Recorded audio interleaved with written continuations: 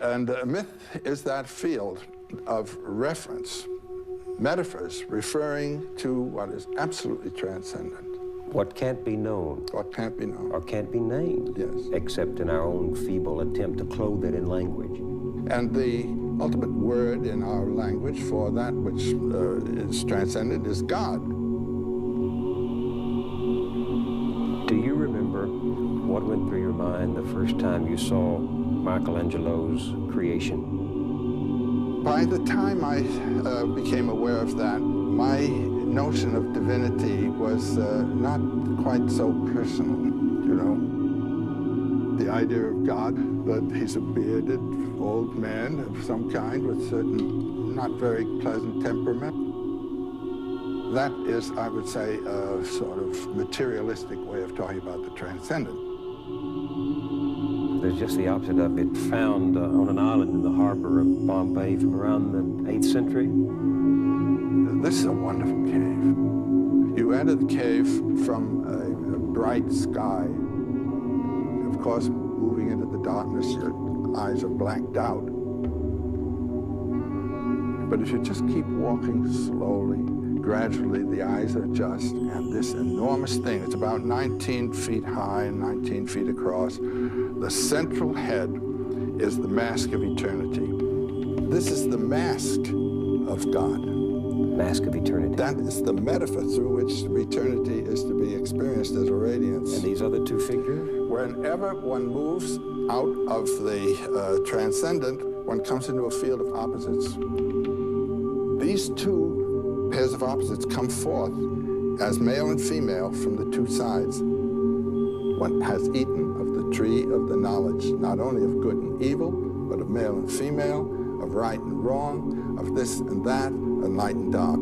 Everything in the field of time is dual, past and future, dead and alive. All this, being and non-being, isn't. And what's the significance of them being beside the mask of God, the mask of eternity? What is this sculpture saying to us?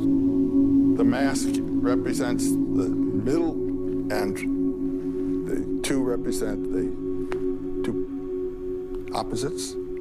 And they always come in pairs. And put your mind in the middle. Most of us put our minds on the side of the good against what we think of as evil. It was Heraclitus, I think, who said, for God, all things are good and right and just. But for man, some things are right and others are not. You're in the field of time when you're man. And one of the problems of life is to live in the realization of both terms. That's to say, I know the center, and I know that good and evil are simply temporal apparitions. Well, are some myths more or less true than others? They're true in different senses, do you see? Here's a whole mythology based on the insight that transcends duality. Ours is a mythology that's based on the insight of duality. And so our religion tends to be ethical in its accent. Sin and atonement, right and wrong. It started with a sin, you see. In other words, moving out of the mythological zone, the Garden of Paradise, where there is no time, and where men and women don't even know that they're different from each other. The two are just creatures. And God and man are practically the same. He walks in the cool of the evening in the garden where we are. And then they eat the apple, the knowledge of the pairs of opposites. And man and woman then cover their shame. They're different. God and man, they're different. Man and nature is against man. I once heard a wonderful lecture by Daisetsu Suzuki. You remember this wonderful old Zen philosopher who was over here? He was in his 90s. He started a lecture in Switzerland, I heard in Ascona. He stood up with his hands on his side and he said, God against man, man against God, man against nature, nature against man, nature against God, God against nature. Very funny religion. Yin e Yang. opostos de uma mesma singularidade, direções diferentes, caminhos iguais,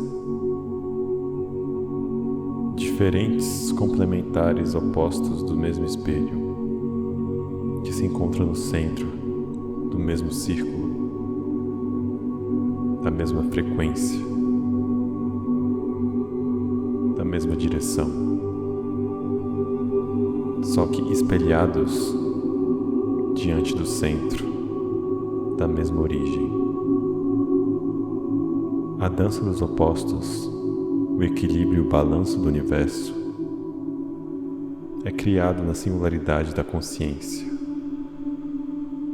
Consciência essa, que é entendida como Deus, o todo, a criação, ou a Deusa.